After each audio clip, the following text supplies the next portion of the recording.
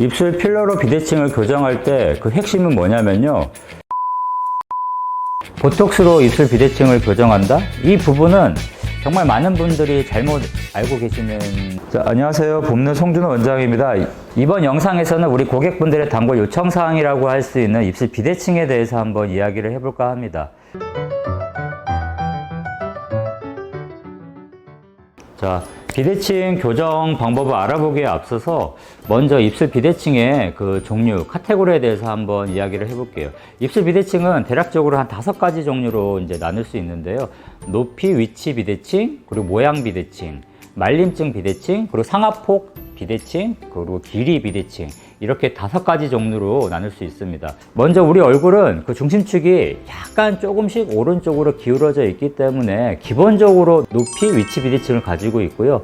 그 축이 틀어진 정도에 따라서 모양 비대칭이나 길이 비대칭이 나타나기도 합니다. 나이가 들어감에 따라서 피부의 탄력, 저하, 그리고 치아 교정처럼 안면 윤곽의 변화로 인해서 말림증의 비대칭이 사람마다 조금씩 다르다고 볼 수 있겠고요.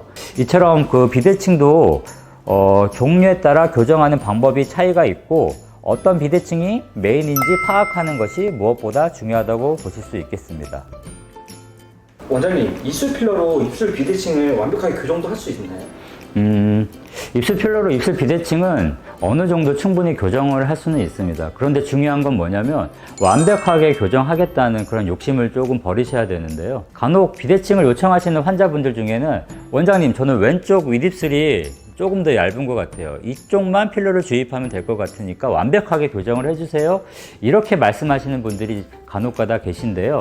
입술 비대칭은 이렇게 쉽게 생각했다가는 조금 불만족스러운 결과가 나올 가능성이 매우 높습니다. 예를 들어서 좌우 높이 차이를 교정하게 되면요, 한쪽 방향에 더 많은 필러가 주입되게 되거든요. 예를 들면은 오른쪽이 좀 기울어져 있기 때문에 오른쪽을 올리기 위해서 오른쪽에 필러를 더 많이 주입을 하게 되는데, 그렇다면은 그동안에 나타나지 않았던 볼륨 비대칭이 새롭게 나타날 수 있게 되고요.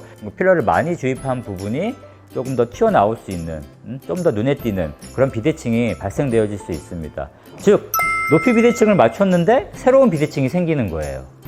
원장님, 그러면은 입술 비대칭은 어떻게 교정해야 되나요? 입술 필러로 비대칭을 교정할 때 그 핵심은 뭐냐면요, 입술 전체적인 그 여러 종류의 그 비대칭을 적당하게 교정하는 것입니다. 예를 들면은 가장 고민인 비대칭이 있다면은 그 하나를 중심으로 다른 비대칭이 심화되지 않을 정도로 한 60에서 한 70% 정도 교정을 하는 것이죠. 애초에 입술 필러로 비대칭을 교정하는 것은 한계가 있어요. 입술 비대칭의 근본적인 원인은 얼굴 표정 근육의 좌우의 힘 차이인데요. 이 필러 주입은 사실은 그 좌우의 힘 차이를 교정하는 적당한 방법은 아닙니다. 입술 필러의 한계점에 대해서 인정을 하고 부작용이 나타나지 않는 선에서 적당히 교정하는 것이 입술 비대칭 교정의 핵심이라고 볼 수 있습니다. 원장님, 그러면은 근육의 힘 차이 때문에 입술 비대칭이 생겼다면 보톡스로 교정하면 되는 거 아닌가요? 보톡스로 입술 비대칭을 교정한다? 이 부분은 정말 많은 분들이 잘못 알고 계시는 부분이라고 보시면 될 것 같고요. 그 이유는 뭐냐면은 논리적으로 보톡스가 표정 근육의 힘의 차이를 조절할 수는 있어요. 하지만 섬세한 어떤 그 차이를 교정하기에는 굉장히 좀 부족하다고 보시면 되겠습니다. 보톡스는 일반적으로 큰 힘을 좀 조절한다고 보시면 될 것 같아요. 눈썹이 좀 세게 올라가는 부위, 입꼬리가 아주 세게 올라가는 부위, 이런 부분을 교정하는 데는 용이하겠지만 입술축이 미세하게 기울어져 있는 부분까지 아주 미세한 힘의 차이까지 교정하는 것은 아무래도 한계가 있습니다.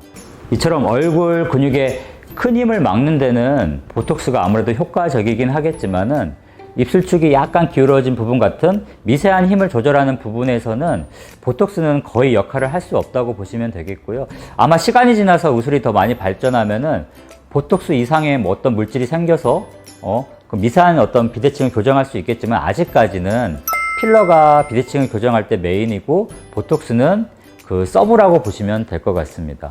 이번 영상에서는 입술 비대칭에 대해서 알아봤는데요. 어느 정도 비대칭은 오히려 자연스러운 아름다움을 표현해주는 그런 역할을 한다는 점을 꼭 기억하시면 될 것 같습니다. 이번 영상은 여기까지, 지금까지 봄는 송준호 원장이었습니다.